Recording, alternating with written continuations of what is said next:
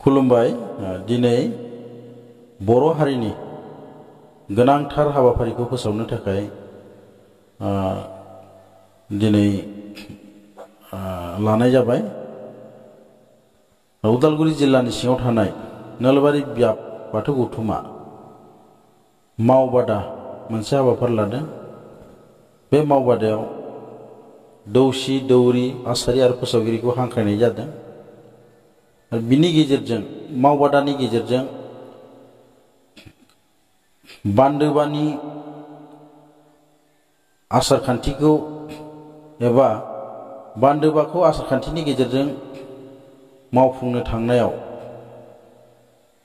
गोबां फिसा फिसा खामानिफोर थायो आरो बे खामानिखौनो गोरोन्थि गैयालासे गेबेङै मावलांनो आरो दिन्थिलांनो थाखाय बे हाबाफारिखौ लादों। दिनै नुनो मोनदों नोलबारि हालामनि दौरि दौसि आफादगिरि नेहाथारि बिथांमोना फैनानै बेयाव बाहागो लाफैदों आरो बेखौ रोखा खालामनो नाजादों। बिनि गेजेरजों बर'नि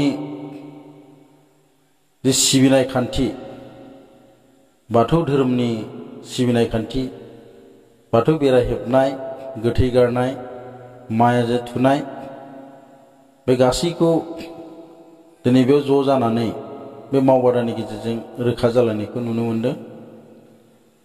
आरो बे गोथार हाबाफारिखौ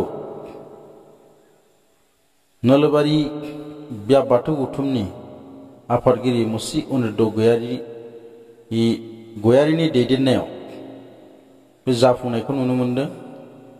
आरो बेयाव आलासि महरै बाहागो लाफैदों उदालगुरि जिल्ला दुलाराय बाथौ गौथुमनि गाहाय फोसावगिरि मुस्रि सम्बर बसुमतारी आबौआ आरो नोलबारि हालामनि माखासे सिन्ताबिद बिथांमोनाबो बेयाव बाहागो लादों। आरो बेबायदिनो गाजा गोमजायै आसारखान्थिनि हाबाफारिखौ रोखा खालामलायनायखौ नुनो मोनदों।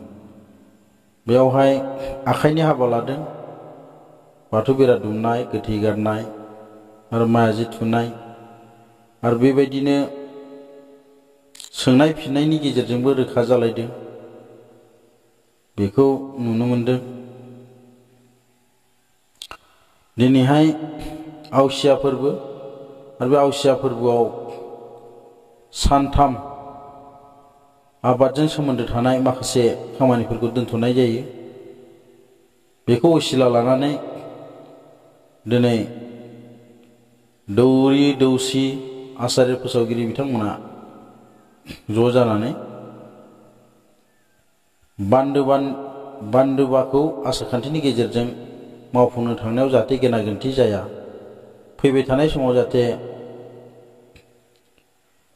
गेबेङै मावफुंलांनो हायो आरो दिन्थिलांनो हायो, बेखौ रोखा जानायखौ नुनो मोनदों।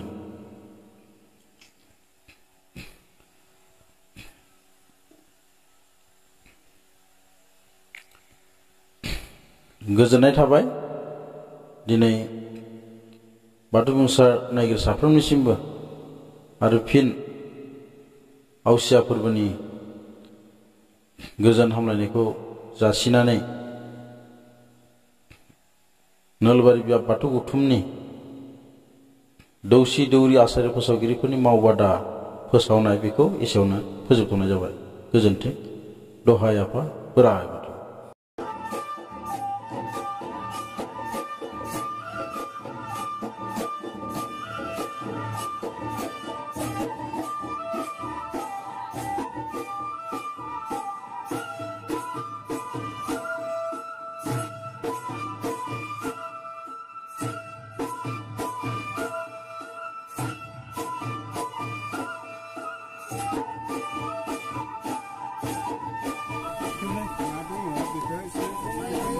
Terima kasih.